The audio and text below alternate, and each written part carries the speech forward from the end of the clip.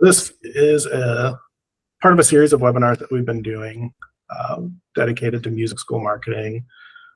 You may have joined some of the previous ones. If you haven't, we'll share where you can find those at the end as well. And today we're specifically going to be going through landing page best practices.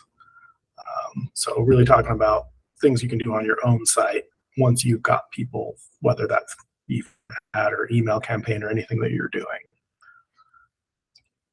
So we're going to touch on what a landing page is, just to get that align on what that definition is.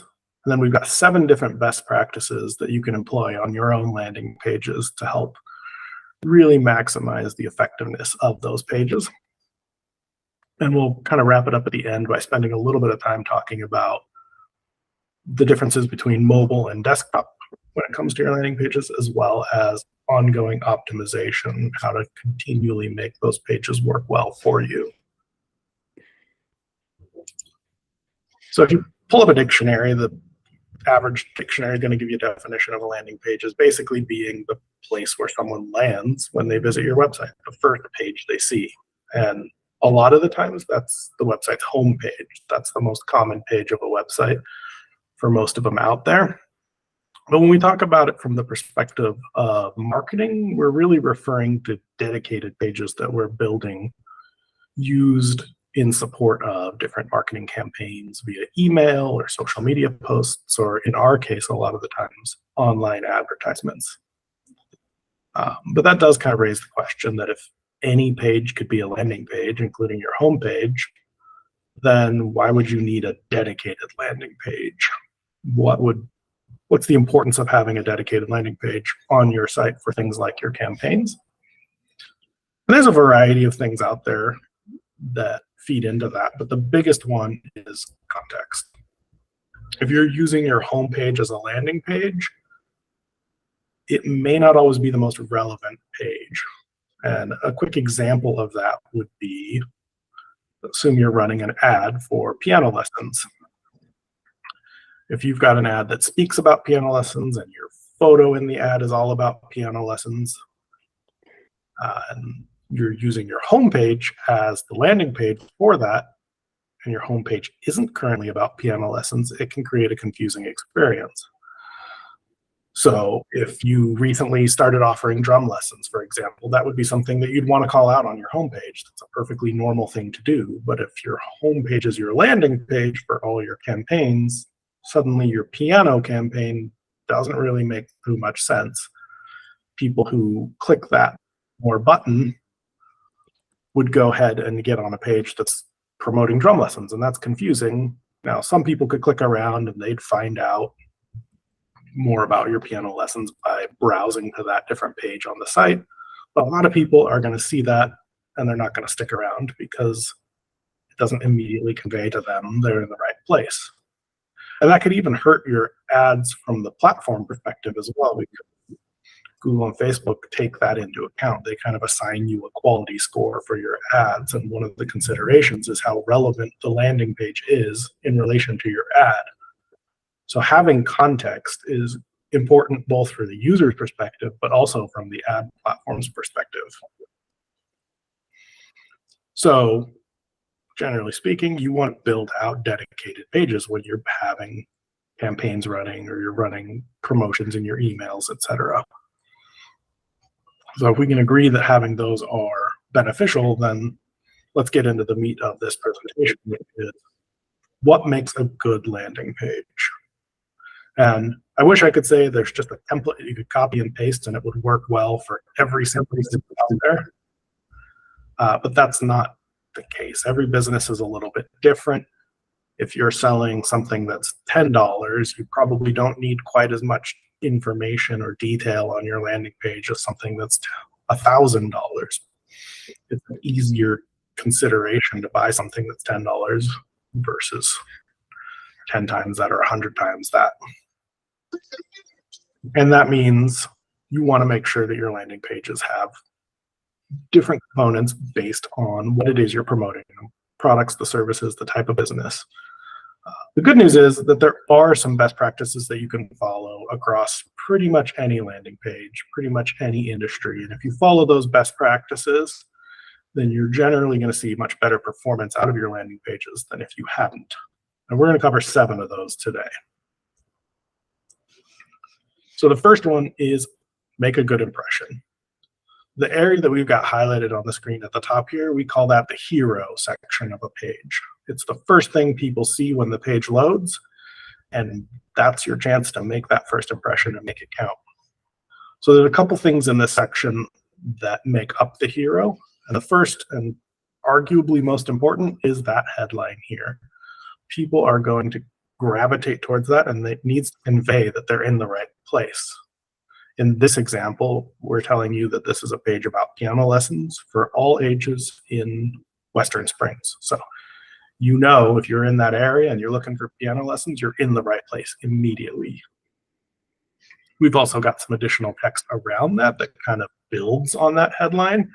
So once we've got people's attention, let them know they're in the right place. We can kind of support that with some additional messaging. In this case, we're telling them that it's available in person or online, and the school's been around for 45 years. Additional things to really keep people hooked. Another important component up here is some sort of visual. People are drawn to images and videos, and so featuring something like that in the hero section helps capture that attention and keep people around. In this case, we've got a video that kind of summarizes what this page is about. But you could just as easily have a nice visual image here that showcases, you know, a studio space or someone learning piano. The third component that we've got here are actionable next steps. We got a couple of buttons and a phone number. So if people are interested in reaching out right away, those things are readily available to them. Now, a lot of people, if they're visiting this for the first time, they're going to want to scroll down and learn a little bit more. But some people just want to reach out and talk to someone right away, or other people might have seen this page already. This isn't the first time they've seen an ad and come to this page, and they're ready to take action now. So we want to make that very easy for them to do at the top of the page. It's also just kind of a common anchor point that people will scroll back to if they're looking to take action. People kind of know that oftentimes at the top of the page, there's something they can do. And the last thing I'll note for this hero section is something that's actually missing, and that's the navigation, all the links to the other pages on your site. When we're building out dedicated landing pages like this, we generally want to keep them pretty focused, and we want to remove distractions or other things that aren't quite as relevant to the message. The idea is that this page would have everything someone needs to know to take the next step. And so by removing the navigation on landing pages like this, we're keeping them focused on scrolling down versus clicking away to something else. And that's not something that's necessarily always beneficial on a landing page, but more often than not, it tends to work out well. Number 2, we want to mix in engaging photos and videos throughout the page, not just in that hero section, but all the way through. This photos and videos can go a long way in showing what you have to offer. You can talk all about it, but if you have some visuals to back that up, that's going to resonate well with people. People are just drawn to looking at photos and watching videos, more so than ever, I would say. And if you have a photographer that you work with that you can get some photos of your space, that's great. I mean, we can mix those in on landing pages, and it's going to resonate well. But you don't have to have a photographer to be able to get good photos. You know, sometimes people will just pull up some stock photos because they don't have photos of their own. But this is using the photos here on your landing pages is really your opportunity to show your space, to show what you have to offer. And when you're using stock photography, you're not doing that. Some people can spot stock photos a mile away, and that'll just kind of turn them off from thinking this is legitimate in the first place. There are other stock photos that are a lot better, and they can work, but they're not showing off what people are going to get if they come to your school. And so keeping it real and using photos of your space is important. And if you don't have that photographer, that's all right, because most of us are walking around with a camera in our pocket every day. Most phones these days that we all have pretty solid cameras on them, and you can take some pretty nice photos with them. And you don't have to be a pro to get those. There's a couple of simple tips that you can employ when taking photos. And if you just Google how to take good phone photos, I've included a link in the deck here that you can look up to one article, but there's dozens just like it. And there's just a couple things that you could keep in mind in terms of how you frame a photo and maybe a setting or two that you enable on your phone. And that'll do a lot to get you a really nice photo that you can use on your landing pages, but also in your ads, your social media, that kind of thing. You know, we talked about this a little bit in one of our previous webinars, but it doesn't have to be this perfect professional photo with special lighting and everything. People are used to seeing very authentic, real photos that they're scrolling through on Instagram or Facebook. And if you have photos like that too, that just makes it feel that much more real and authentic and not overly produced or fake. So don't be afraid to just take out your phone and capture some photos of your space. It can really work quite well. Number 3 is to use clear and concise messaging throughout. People want details. They want to know more about what you have to offer, but they don't want to have to hunt for it. Especially for music schools such as yourselves, you're probably talking and speaking to a lot of parents, and parents are super busy. They've got a lot going on, and they don't have a ton of time to dig deep into your site to learn more about what it is you have to offer. So help them out and be clear with your messaging and format things in a way that's really easy for people to understand. When it comes to most websites, the vast majority of people don't really tend to read a website so much as scan a website. So they're kind of skimming through it and looking for things that catch their attention before they dive into that section a little bit more. So in the example here, you can see how we've formatted this in a way that's very easy to parse. Instead of having 2 paragraphs or even a list that explains every single thing that you can do to book a lesson online, we've got a headline that very clearly tells you what this section is about. We've got visuals that even by themselves kind of indicate how you could book online in just 3 simple steps. We've got bold text that you can kind of see what each of those steps are beyond just the image. And then if that text interests you, we've got some supporting text that you can read to go a little bit more in depth. So it's really easy for someone to, in just a few seconds, understand what this section of the page is about. This is just one way to break things up. You can add bold texts, italics, lists. You can use really short paragraphs, even just a paragraph with 1 sentence, which is maybe not grammatically correct, but it can visually make that 1 sentence stand out much more than others on the page. And all of those things together just make it really easy for someone to scan through that content and focus on what interests them the most. And as you're writing, just generally throughout, be as concise as you can be. Avoid filler text. You don't want to have text that's just so boring and dry because you've stripped out all the adjectives and adverbs for the sake of making it short. But generally speaking, most of us, we will write something and then we could go back and look at that and find a way to trim it at least a little bit and just make it that much more concise, which can add up a lot over the course of the whole page. For number 4, we want to show off what other people are saying. Of course, you're going to tell people on your site and on your pages everything that you have to offer and why they should come to you, why they should sign up with you. And that is beneficial, and that goes a long way. But what goes even further for most people is what other people have to say about you. They want to know that other people like what you have to offer. And there's multiple ways you can do this. You can show reviews, star ratings. If you have 5 stars on Google, put some 5 stars on your page. If you've been featured in local publications or on the radio or different news or TV programs, you can put those logos on your page as featured in, and people will recognize those logos as places that they know and trust, and that trust kind of inherently transfers over to you.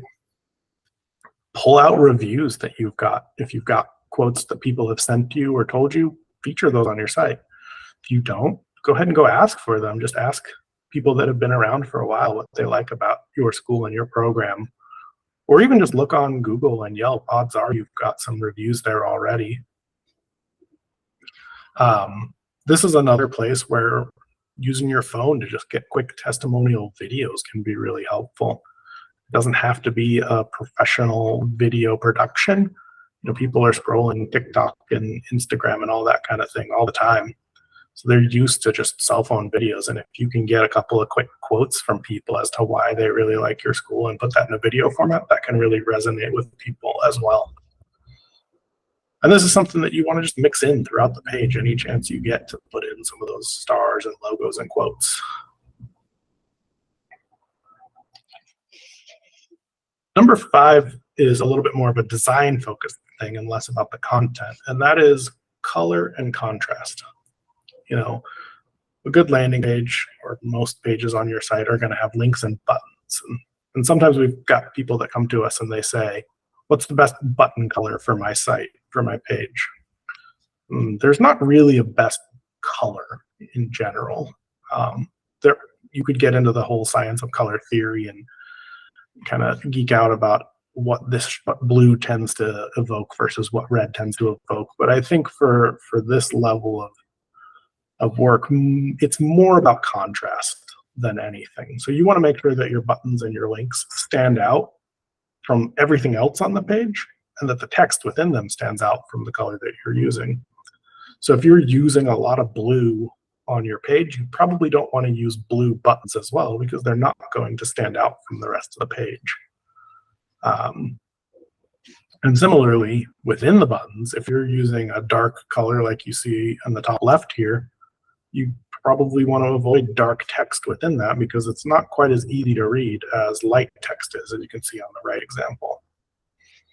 In the middle, it's a little easier to read that color, but we've got two colors that are kind of bright, and the combination of them is a little bit harsh, and it's actually scores fairly low on tools that check for contrast and accessibility. So you want to make sure that your buttons also are readable by everyone, whether they have any sort of color blindness or other visual impairments. And I've included a link to a tool that lets you check contrast. You don't have to be a designer to know exactly what colors pair well together. You can use a tool like that. You can just Google for contrast checker, and that'll help you know if you should use a darker color or a lighter color for it to stand out the best. And then in the last example here, the text is readable, but the background doesn't really stand out from the white that we've got here.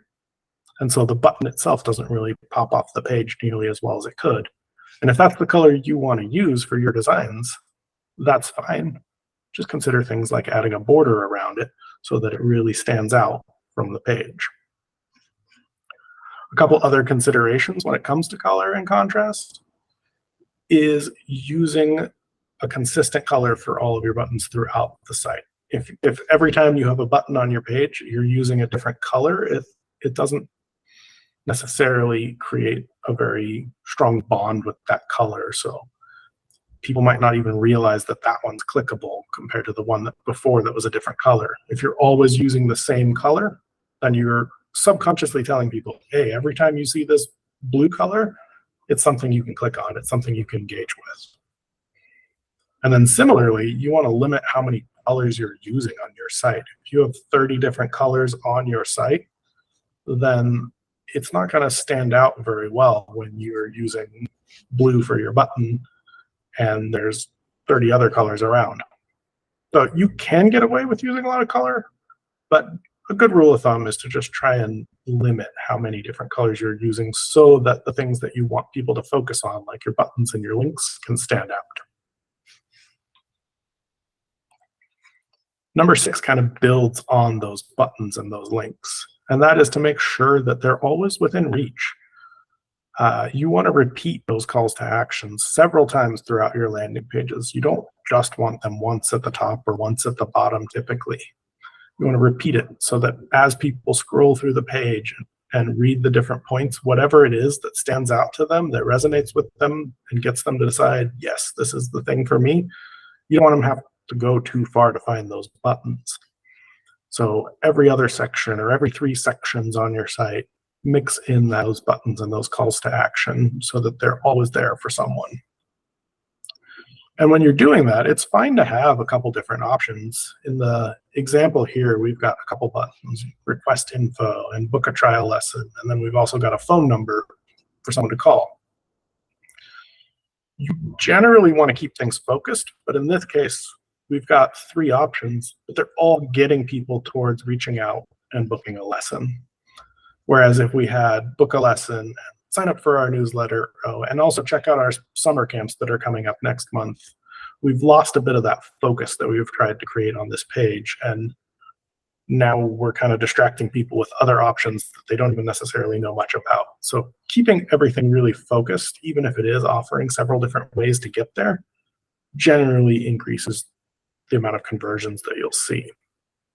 And the last thing that I'll mention on calls to actions and buttons is you want to keep the text pretty short, but descriptive and actionable. So in the case of book a trial lesson, that's pretty short. If we had written 2 sentences here, it wouldn't even look like a button anymore. People might not even realize that it's clickable. But if we went too far the other way and we just said trial lesson, it's not really clear where that button's going to take us. Is it for booking something, or is it for learning more about trial lessons? It's not super clear, and we're not telling people what they're going to get out of that. But if we went even further and just said book, we're also not conveying enough information. They know they're going to book something, but is it a trial lesson? Is it something else? You want to find that good balance of being descriptive, but short and actionable. And those buttons are going to tend to work the best. And then the last best practice that we're going to cover here is related to forms and sign-up forms, lead forms, etc. And that's to just ask for only what you need.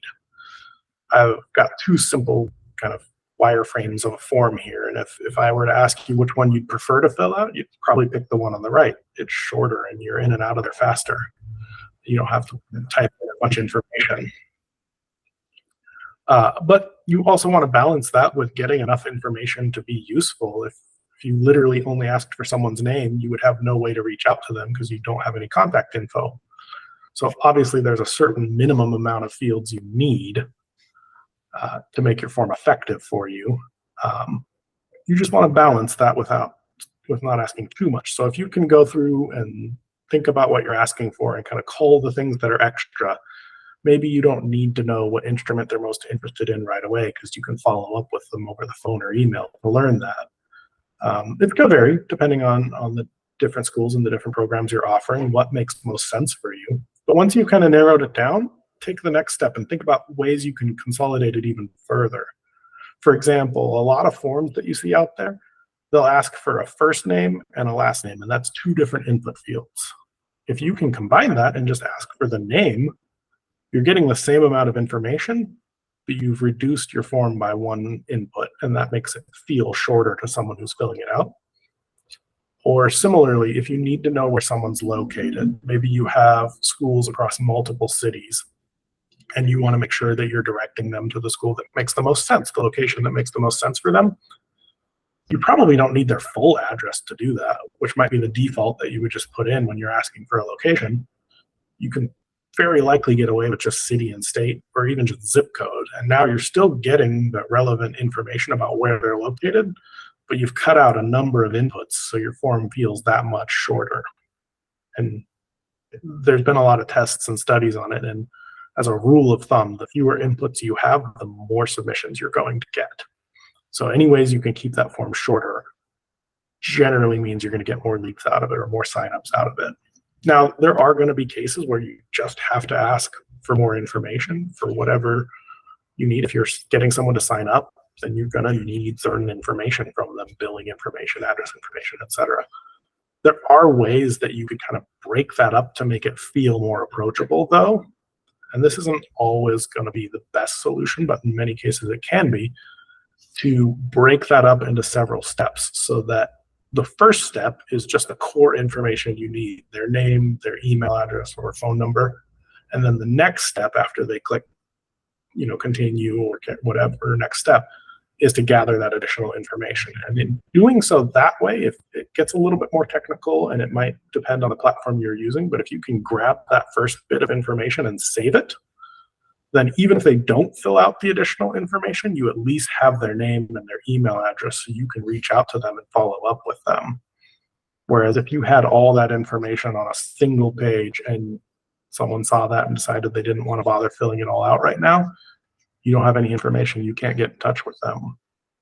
So by capturing a little bit of information up front and asking them to fill out more afterwards, a lot of people will fill out that second bit of information because they're sort of invested in the process. But for those who don't, you still have a way to get a hold of them and you're not losing out on that. So that's a nice way to balance it if you do need additional information to be as effective as possible. So through the 7 things that we've talked about here so far, a lot of the examples and the screenshots that I was showing you, those are all been from the desktop, from someone's computer. And I think that's an easy mindset to kind of get stuck into, because for most of us, we're working from a laptop or a desktop computer, and that's where you're probably looking at your own site or your landing pages. But it's really important to think about mobile, because a lot of people using the internet are doing so from their phones. In fact, globally, universally on the internet, that's actually at about a 60% to 40% split right now. So more than half the people who are browsing the internet are doing so from their phones. And when we're talking about landing pages for marketing, if you're doing ads on platforms like Facebook and Instagram and that sort of thing, that percentage of traffic is probably even higher in favor of mobile. Your landing pages might see 70-30 split or even an 80-20 split, because people who are on Facebook and Instagram are much more often than not on those platforms from their phones. And if they see your ads there and they click on them, they're coming to your site from their phone. So if your site still looks like the example on the left here, where it's not mobile optimized and it's just showing the full desktop site scaled down on the phone, that's probably the first thing you should really address. It's not a very accessible experience. The buttons are hard to tap. You have to zoom in and scroll around to experience any of this stuff. Fortunately, most platforms out there, most websites these days are built in a way that is mobile responsive, so things will scale and adapt. And that'll show you an example much more like you see on the right here. But just having things scale and adapt like that isn't really where you should stop. We actually have a bonus best practice here, and that would be to add mobile specific features to your designs. Having things on the page that are aware of the context, whether it's being viewed on a computer or on a phone, can actually help boost engagement and go a long way. And that doesn't have to be a total change to everything that you're doing on your page. In fact, it's generally a good idea to have the same content on the phone version of your site as the desktop version. You don't want to have information that's only available on one of those and not the other. But you do want to be mindful of the context. People who are on their phones are probably more on the go. They're looking for quick, easy things that they can do, whereas someone who's on the desktop might be a little more willing to spend some time to fill out a form where they need to gather some additional information. So the example that we're showing here is a mobile-specific feature that we've added to our landing pages that we built out. And that's just this little action bar that you see at the bottom of the screenshot. It doesn't really show super well in the screenshot, but as you scroll this page, that bar floats there and stays with you. So no matter where you are on this page, you always have a quick, easy way to reach out. And we've got that trial link there, just like we've had throughout the desktop example, but on mobile, we actually added a specific button for texting in this example, something that you would definitely do much more often on your phone than you would from a computer. So that button's readily available for someone to just tap it, and it'll open the text app on their phone so they can reach out. It wouldn't make sense to have this floating on the desktop screen. You don't really text from your desktop, and design-wise, it doesn't really fit. But on mobile, it's a really great feature and something that's generally pretty quick and easy to add. So you don't have to go and change the entire design of your site to adapt in this way. You just want to make sure that you're thinking about how people on their phones are using your site and making it that much easier for them to engage.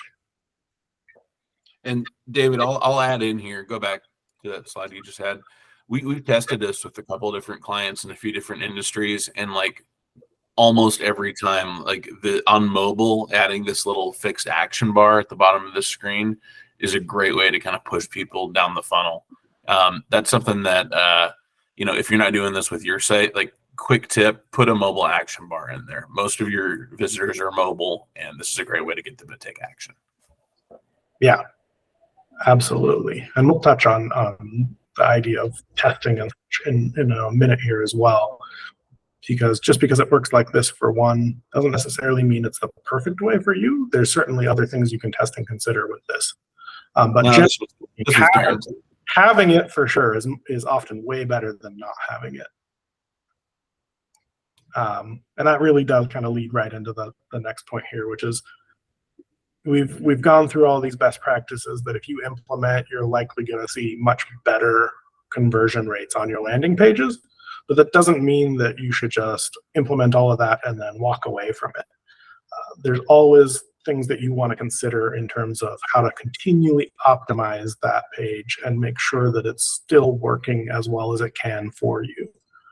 And that can be a little bit overwhelming to think about at first, is how do I know what to change or where to even look for those kinds of things. But there's actually quite a few places that you can look for insights for ways to optimize your landing pages. Here's a couple examples. The campaigns that you're running, this is especially relevant if these are landing pages for paid ads. You're likely changing out the headlines and the creative in your ads. You might have offers that come up seasonally in those ads. Make sure that your landing pages are adapting to that as well. If you have an offer that you're promoting, make sure that's on your landing page, even if it's only going to be there for 2 weeks. Update your page to feature it and then pull it down when the offer's done, because now you're making, that ad is speaking to it. You want to make sure that the landing page speaks to it too. Or if you have images that tend to work really well in certain ads that you're running, make sure that you have that image or similar images on your page that you're bringing in. That keeps the ads and the pages much more linked for people, and having that context, again, improves the quality of the ad as well as the quality of the experience for your users. And then, speaking of your users, if you're getting a lot of questions from people, especially if they're coming from your landing page, but even just in general, if you're seeing a lot of the same questions over and over from people, that's a good indication that there's an opportunity to update your page with those answers, because some people are reaching out with those questions, but there's plenty more who probably have the same exact question and they just don't bother to reach out. So when you see those kinds of questions coming in that are repeated from more than one person, think about how you could update a section on your landing pages or add a new section that would address those questions so that the people who have them and don't want to reach out get their answers, and hopefully that drives them forward in the process, and then they end up booking a lesson or giving you a call. Analytics tools are also a great source of insights, and this starts to get a little bit more technical, but there's a lot of free tools out there that you can use. Google Analytics is one. Microsoft has one called Clarity. These are free tools that you can add pretty easily to your site, and they give you a lot of information as to how people are using your site. You can see things like how far people scroll down your page, for example. And if you're noticing in the data that people don't scroll more than 50% of the way down the page, that gives you some indications that if you have important information at the bottom of the page, maybe you need to bring it higher up, or maybe you need to rearrange things or update the content so that you're incentivizing people to continue to scroll further. You can also see things like what people are clicking on with these tools, and you might find that people are clicking on something that's not linked. It's not a button, it's not something they can click on, but a lot of people seem to click on it thinking they can. That gives you some insights as to maybe you need to make that visual a little more clear so people don't accidentally click it. Or maybe you should just link that to something, figure out what makes sense to link it to, because people are clicking it, and that's an indication of a way that you can update your site. Now, these are generally things that you could just change. You don't necessarily need to think about testing whether you want to update an image to match what you're running with your campaigns, or you want to link an image that people are clicking on. But like Kana mentioned earlier, there are things that are worth testing. We've tested that action bar that we just talked about for mobile on a variety of sites, and we saw a lot of improvements with it. And that gets into the concept of testing and A/B testing. And if you're not familiar with it, A/B testing in its basic form is basically taking your current page and measuring its performance against a new version of your page that has one or more changes on it. Those changes can be pretty small. They could be changing a few words or a color of something, or they could be all the way up to totally different layouts, completely different looking page, and everything in between, right? Adding that mobile action bar that we were just talking about is a test that we ran. Does adding it help, or do people just ignore it? And you can measure, so you would set this up with, there's, again, a lot of tools out there that you can do this with.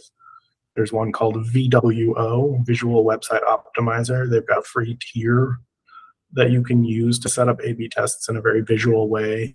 Google does have a tool, but they're currently changing how it's implemented, so I wouldn't necessarily dive in on that one. If you are interested in this kind of thing, I would probably lean towards VWO as the recommendation there.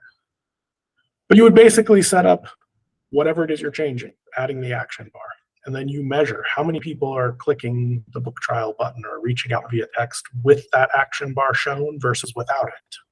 And that gives you insights as to whether it's a useful change. Or if you're changing the layout of your site, you can measure how many people reach out on version A versus version B.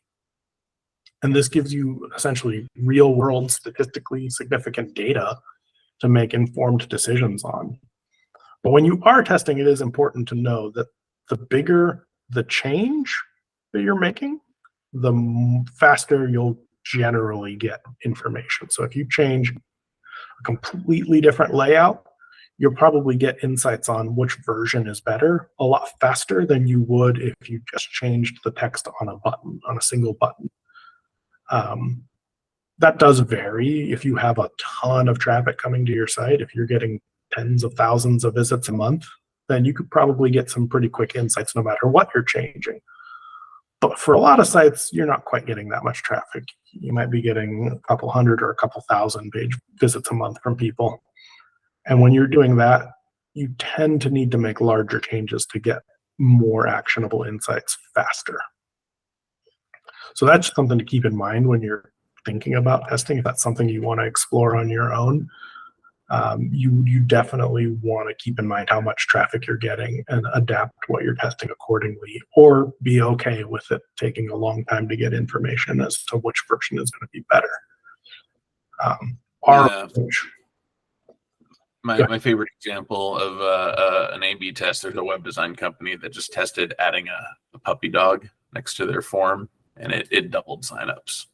So a lot of times you don't know what's going to work until you test it, but if you're running out of ideas, just try adding a puppy dog. Yeah, or maybe kittens, That gets into the ABC test, huh? But yeah, you can, to that end, it isn't something that you necessarily need to have some sort of data that's driving what you're going to test. If you want to just try something different, this is a great way to do it. You can throw in a picture of a puppy or totally change the layout of your site just to see. And that's where A/B testing is great, because if you make that change and it doesn't work, then you have the data to know that, and you can stop the test and not implement that change before you go and tank the performance of your page. So it's a great way to try different things out. I would say that is probably starting to get a little bit more kind of into the more advanced next level stuff. These best practices that we've been talking through today, that's where I would start with things. Work through those, implement those, get that all buttoned up on your site, and then pay attention to how people are using it with some of the analytics tools. And once you've got that all dialed in, A/B testing is a great next step to really continue to optimize that site and those pages for you.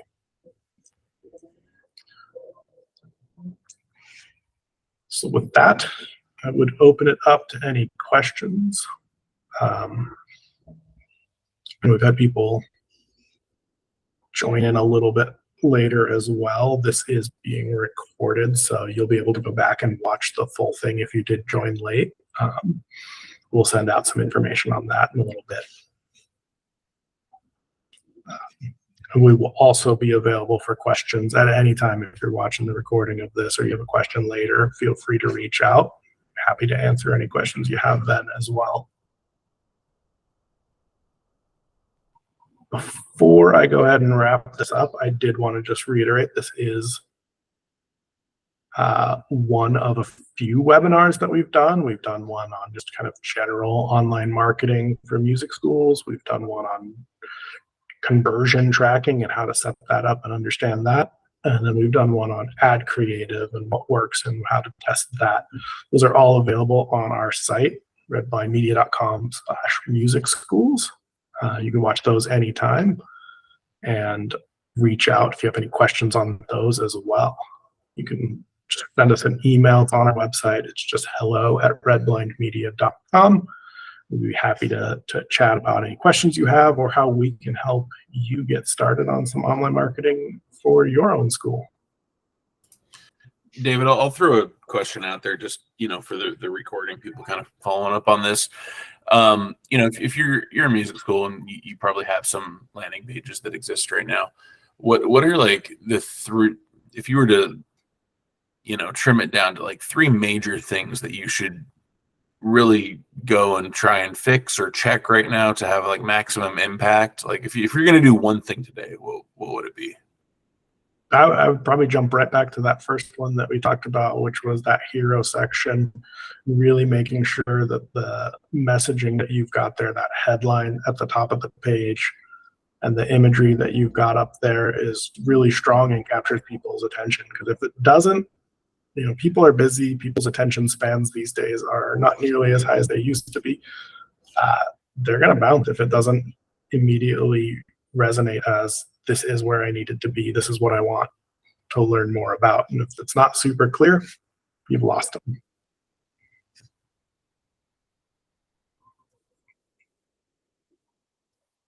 Yeah, I think that's a good one.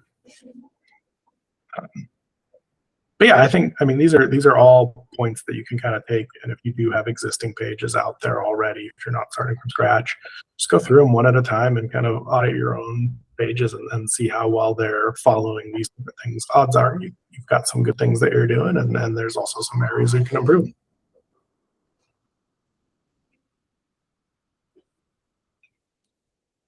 Perfect. Well, again, if anybody's watching this and has questions, feel free to reach out. Otherwise, thanks for joining, thanks for watching, and enjoy the rest of your day.